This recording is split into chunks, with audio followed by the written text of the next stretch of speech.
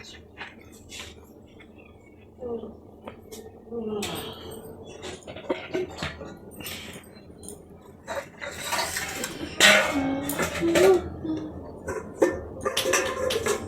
বন্ধুরা, তোমরা সবাই কেমন আছো? আশা করি তোমরা সবাই খুব ভালো আছো আর সুস্থ আছো।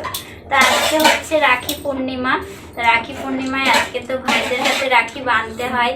তো আমার মেয়ে ওর দাদার হাতে রাখি বাঁধে প্রতি বছর। তো এবছরও আসতে পারেনি, ওর পিসি বাড়িতে গেছে সেই জন্য। তো আমার ননদের বাড়িতে আর একটা ছেলে আছে, মানে গোপাল। তো গোপালকে আমাদের বাড়িতে নিয়ে এসেছে, আর এই প্রথমবার গোপাল আমাদের বাড়িতে বেড়াতে এসেছে। এই প্রথমবার গোপাল মামা বাড়িতে এসেছে। আর আমার মেয়ে গোপালের হাতে আজকে রাখি বাঁধলো। তো এই দেখো, গোপালের হাতে রাখি বেঁধেছে আমার মেয়ে। আর এই জামাটা কেমন হয়েছে দেখে তোমরা বলো বন্ধুরা। এই জামাটা গোপালের জন্য কেনা হয়েছে, কারণ গোপাল তো প্রথমবার আমাদের বাড়িতে এসেছে। আর এই জামাটা গোপালের জন্য আনা হয়েছে।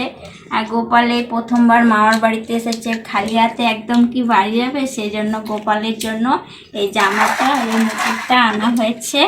তো তোমরাই বলো এই কেমন হয়েছে। এই জামাটা অনেক খুঁজে খুঁজে একটা পছন্দ করে এনেছি। এই জামাটা আমার খুব পছন্দ হয়েছে। তো আজকে এই শুভ দিনে জামাটা পরালাম। নতুন জামা একটা গোপালকে পরিয়েছি, আমার মেয়ে রাখি বেঁধেছে সেই জন্য। তো দুটো কাজ একটা ড্রেসেই হয়ে গেল। একদিকে মামার বাড়িতে প্রথম এসেছে সেই জন্য পরা হলো, আবার বোন রাখি বাঁধবে সেই জন্যও পরা হলো।